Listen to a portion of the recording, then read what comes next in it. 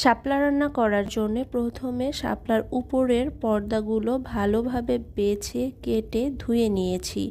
এরপরে লবণ পানিতে শাপলাটাকে সিদ্ধ করব 2 মিনিট।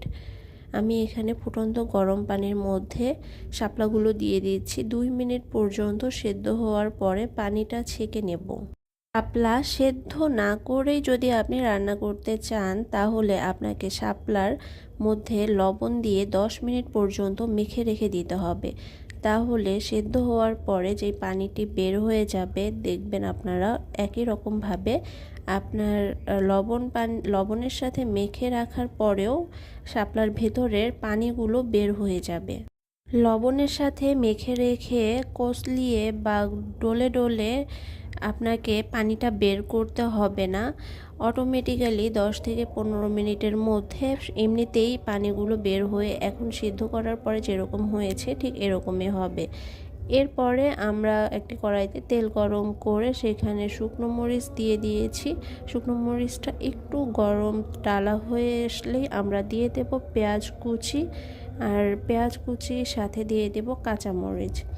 এরপরে পেঁয়াজ কুচিটা সামান্য লাল বর্ণ হওয়ার আগেই আমরা শাপলাগুলো দিয়ে দেব এবং শাপলার মধ্যে দিতে হবে লবণ, হলুদ গুঁড়ো।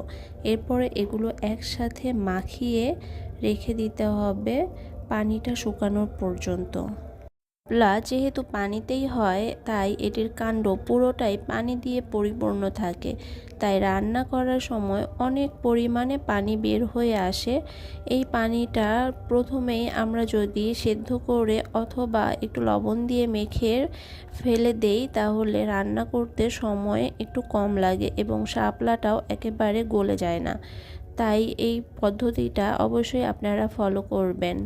পানি শুকোনোর এই পর্যায়ে আমরা শাপলাটা খুব বেশি নাড়াচাড়া করব না, এভাবেই রেখে দেব এবং অনেকক্ষণ পর পর একবার করে উল্টে দেব শুধু। দেখতেই পাচ্ছেন আমার শাপলার পানিগুলো অনেকটা শুকিয়ে এসেছে। এই পর্যায়ে আমরা শাপলার মধ্যে 2টি ডিম ভেঙে দিয়ে দেব।